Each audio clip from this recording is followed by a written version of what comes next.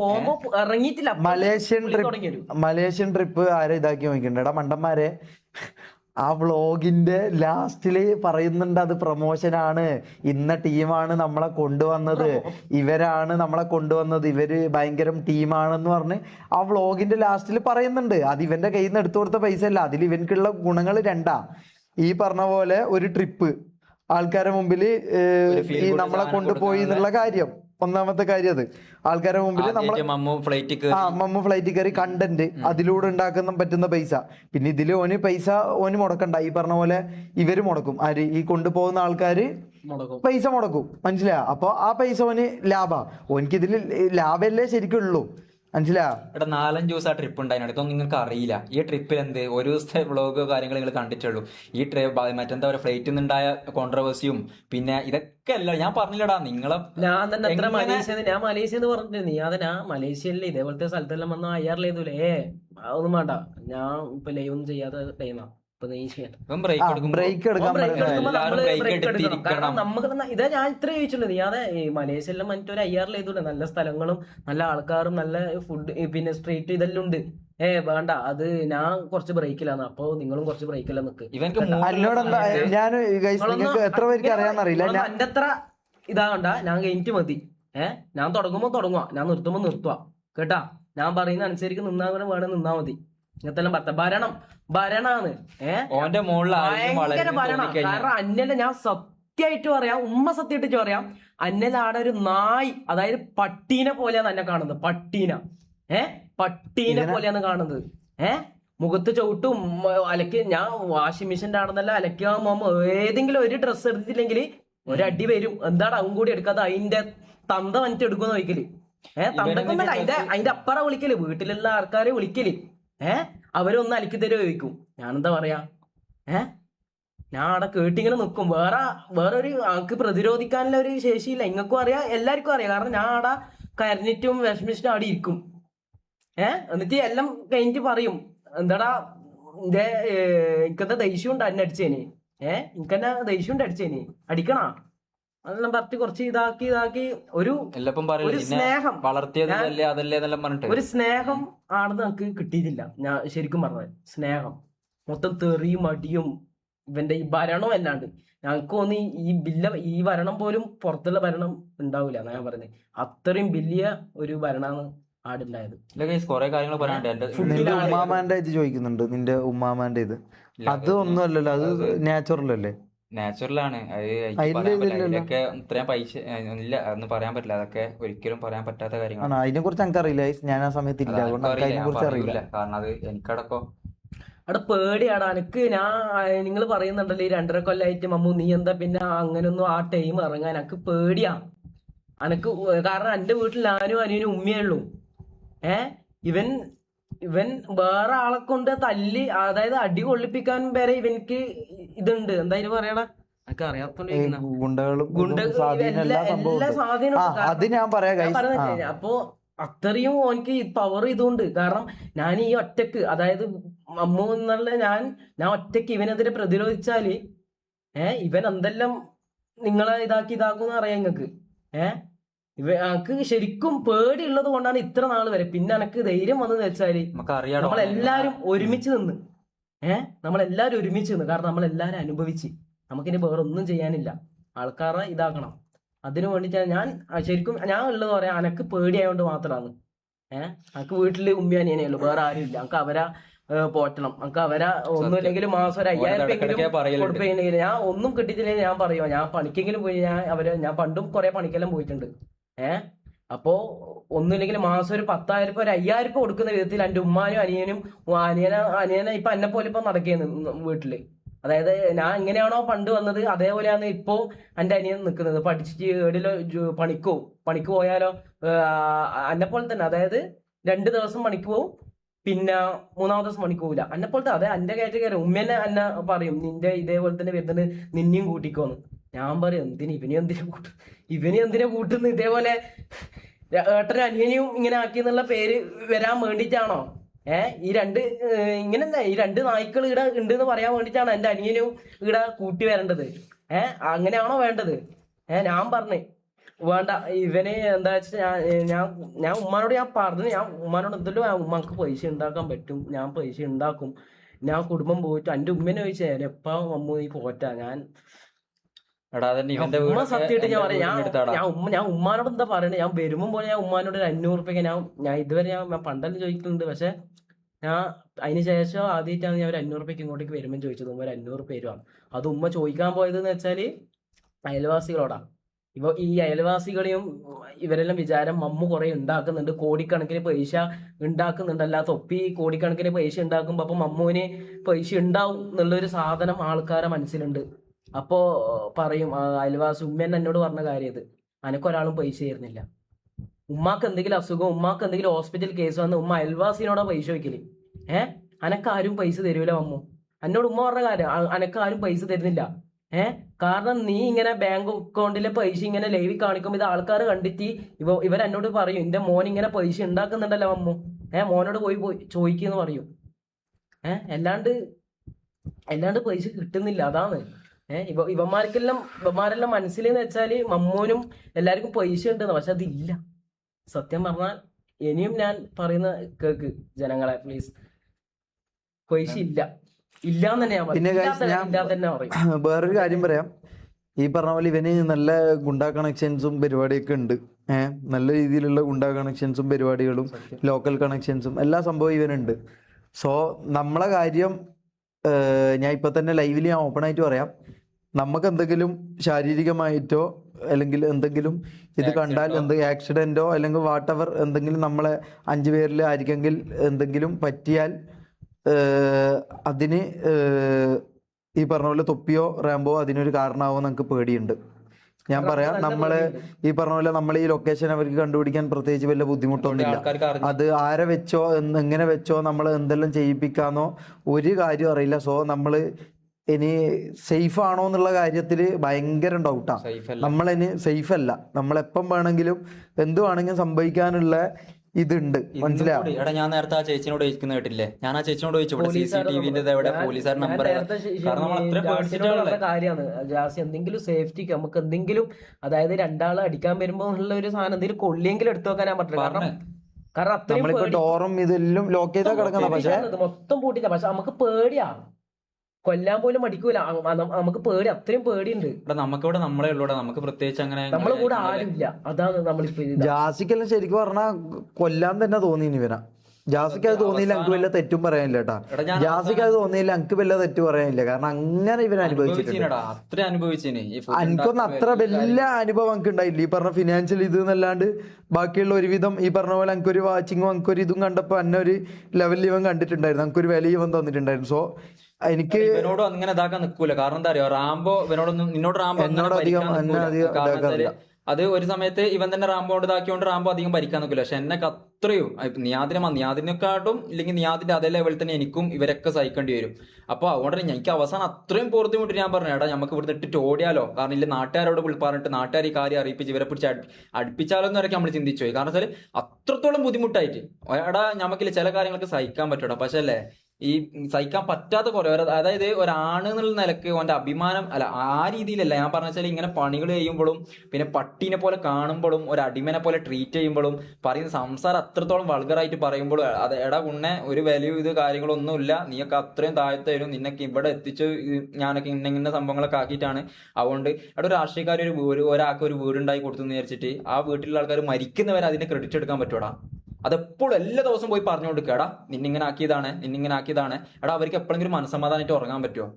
ഇതേ അവസ്ഥ തന്നെ നമുക്ക് എല്ലാവർക്കും ഉള്ളത്. എന്തെങ്കിലും ഒരു കാര്യം, ഒരു 1000 റുപ്യ ചോദിക്കുക, ഇല്ലെങ്കിൽ എന്തെങ്കിലും ഒരു കടി കൂടുതൽ എടുക്കുക, ഇല്ലെങ്കിൽ ഒരു ചായ കൂടുതൽ എടുക്കുക, എന്തെങ്കിലും നമുക്ക് വേണ്ട ചെറിയ കാര്യങ്ങൾ പറയുമ്പോൾ പോലും പറയും.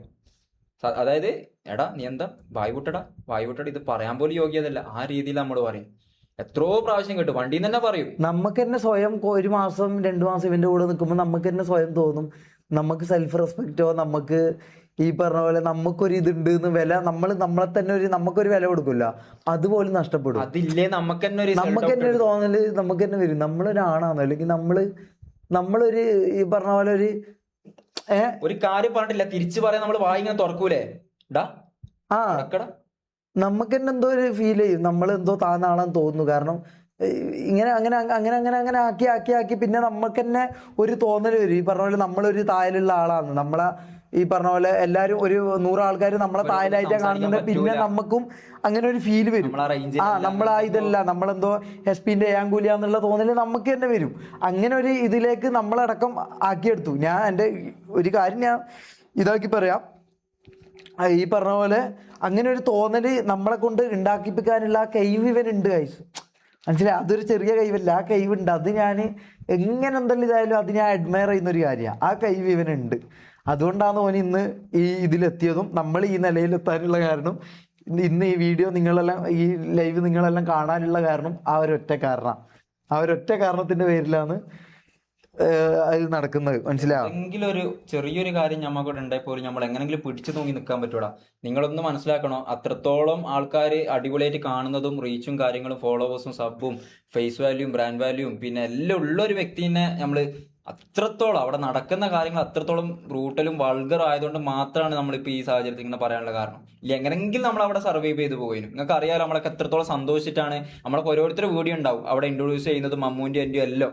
പക്ഷെ അതുപോലെ നമ്മളെ ഹെൽപ്പ് ചെയ്തിട്ടുണ്ട്. എവിടെയാണെന്നറിയോ?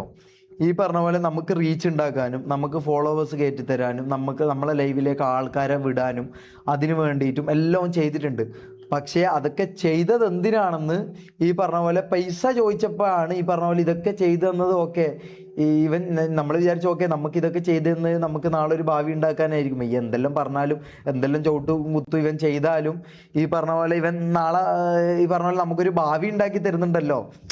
നിങ്ങൾ കുറെ ആൾ ചിന്തിക്കും എന്തുകൊണ്ട് പിന്നെ അവിടെ നിന്നടാ ഇത് നിങ്ങൾക്ക് നമ്മളോട് ചോദിക്കാനുള്ളൊരു ഇത് വരും. മനസ്സിലായി? അതിന്റെ കാരണം ഈ പറഞ്ഞ പോലെ നമ്മൾ ചിന്തിക്കും എന്ത്, ഈ പറഞ്ഞ പോലെ നാളെ നമുക്കൊരു ഭാവി ഉണ്ടാവും, മറ്റന്നാളൊരു ഭാവി ഉണ്ടാവും.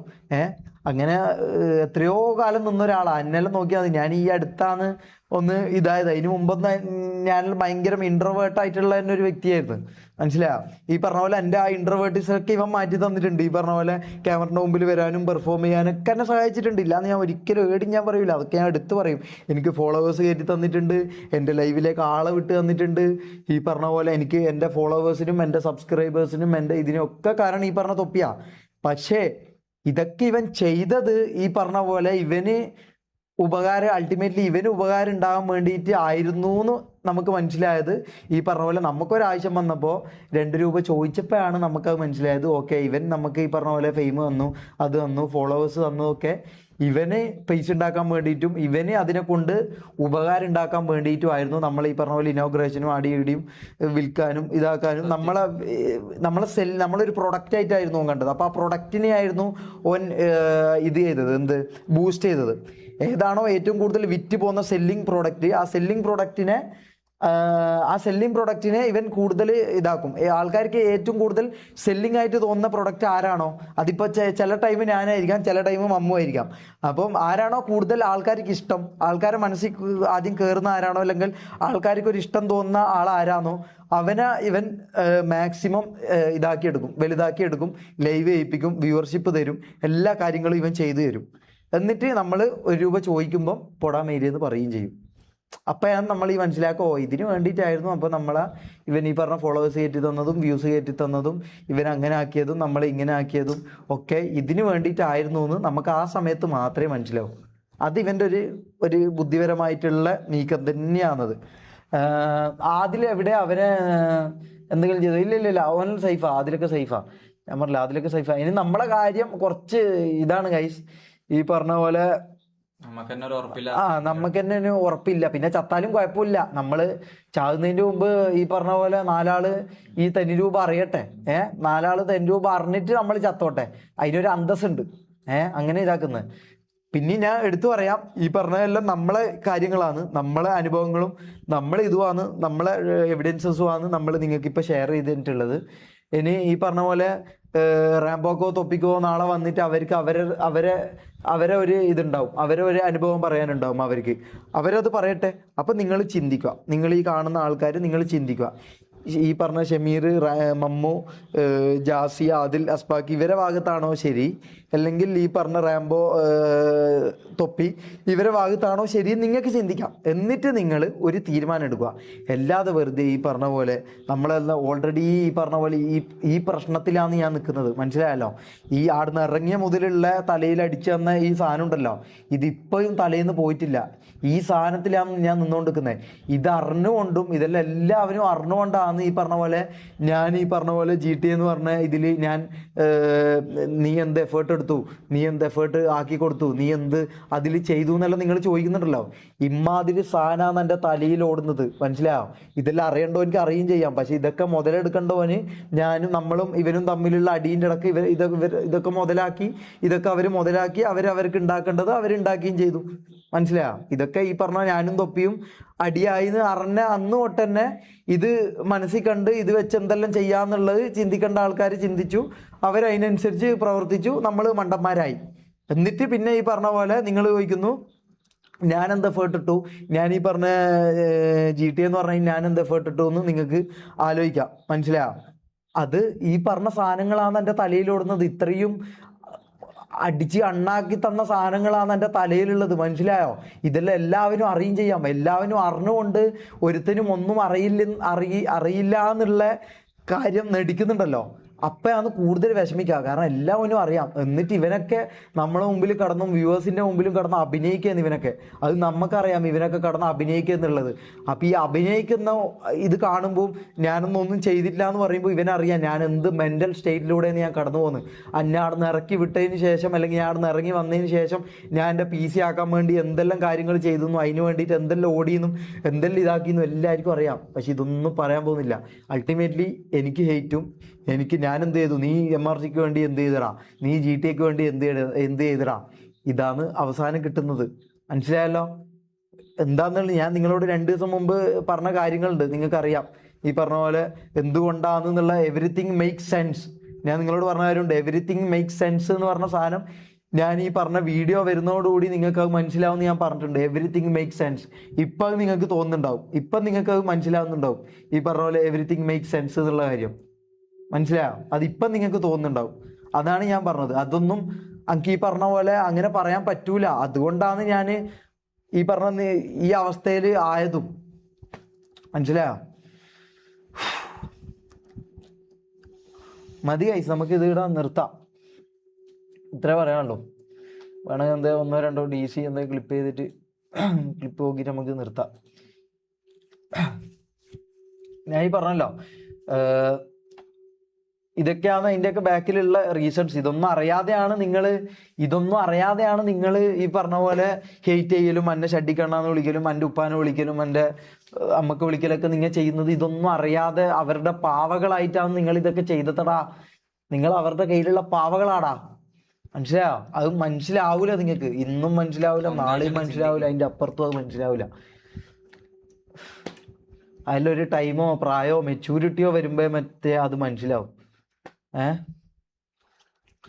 സോ അത് വിട്.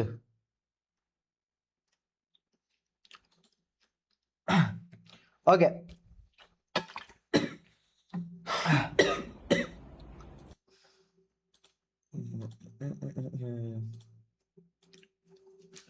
എന്താ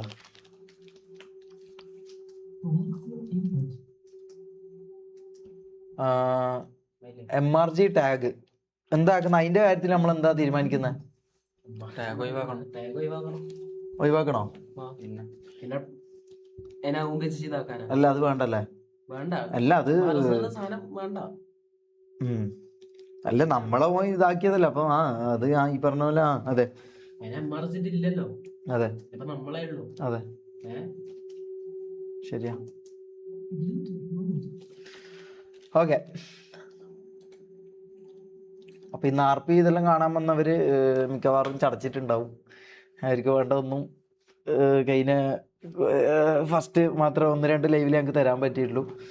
നമുക്ക് ഇതൊക്കെ ഒന്ന് ഒതുങ്ങിയിട്ട് നമുക്കെല്ലാം ചെയ്യാം ഗൈസ്. അത് കുറച്ച് ദിവസത്തേക്ക് ഇനി കണ്ടിന്യൂ ചെയ്യാനുള്ള ചാൻസ് കുറവാണ്. മനസ്സിലായി. അത് പറയാം RP എന്ന് പറയുമെന്ന് നമുക്ക് അറിയാം. പക്ഷെ ഇപ്പൊ തൽക്കാലം അതിനുള്ള വകുപ്പില്ല, മനസ്സിലായി. ഈ പറഞ്ഞ ഇതിൻ്റെ ഒന്നും ഇടയിൽ ഞങ്ങൾക്ക് മൈൻഡ് ചെയ്താണ്ട് നിങ്ങൾക്ക് എന്റർടൈൻമെന്റ് ആയില്ല ഞങ്ങൾക്ക് തരാൻ പറ്റൂല, മനസ്സിലായോ. അതുകൊണ്ടാ അത് നമുക്ക് ഈ പറഞ്ഞ പ്രശ്നങ്ങളെല്ലാം ഒന്ന് ഒതുങ്ങി നമുക്ക് ഈ പറഞ്ഞ പോലെ മെല്ലെ മെല്ലെ സെറ്റാകാം. നിങ്ങൾ കൂടെ ഉണ്ടായാൽ മതി, ആ ഒരു ഒറ്റ കാര്യമുള്ളൂ, കൂടെ ഉണ്ടായാൽ മതി. പക്ഷേ ഞാൻ ഈ പറയുന്ന എല്ലാവരുടെ ഭാഗവും നിങ്ങൾ കേൾക്കണം, നമ്മളെ ഭാഗവും കേൾക്കണം, അവരുടെ ഭാഗവും കേൾക്കണം, എല്ലാവരുടെ ഭാഗവും നിങ്ങൾ കേൾക്കണം. മനസ്സിലായോ? ഇതൊന്നും സൗണ്ട് വരാത്ത സൗണ്ട്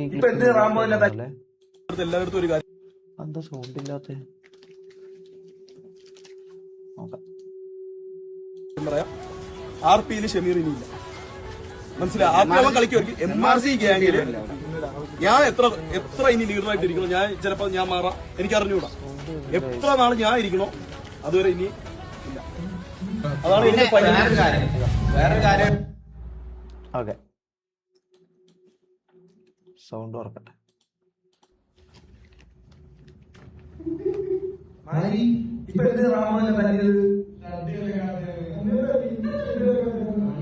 ഇതറിയാത്തവർക്ക് വേണ്ടി ഞാൻ പറയാം, ഞാൻ ഷഡ്ഡിയിട്ട് തുള്ളയിന് എന്നെ കളിയാക്കുന്നതാ റാംബോവും. ഇത് ഷഡ്ഡി അലക്കാത്തതെന്ന് ആ അതെ, അതെന്നെ ഉദ്ദേശിച്ചിട്ട് പറയുന്നേ. റാംബോവും ഓന്റെ പുതിയ ഫ്രണ്ട്സാന്ന് ഇവര്. ഓന്റെ പുതിയ ഫ്രണ്ട്സാ.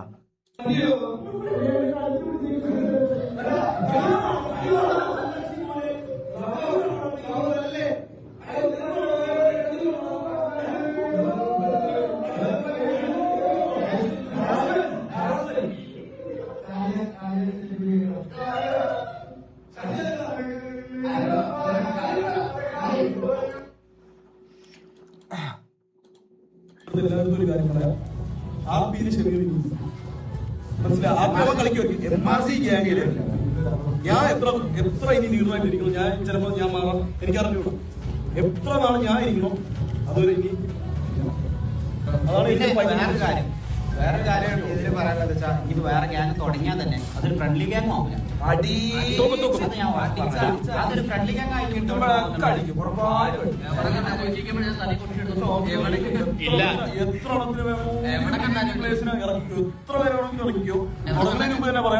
എവിടെ വെച്ച് കണ്ടാലും ഉണ്ടല്ലോ ഓട്ടിച്ചിട്ട് പോകണം, അടിച്ചോട്ടി ഒരു ഇതുമില്ലാതെ നിർത്തി പോകേണ്ട അവസ്ഥയിലോട്ട് എത്തി. ഞാനങ്ങനെ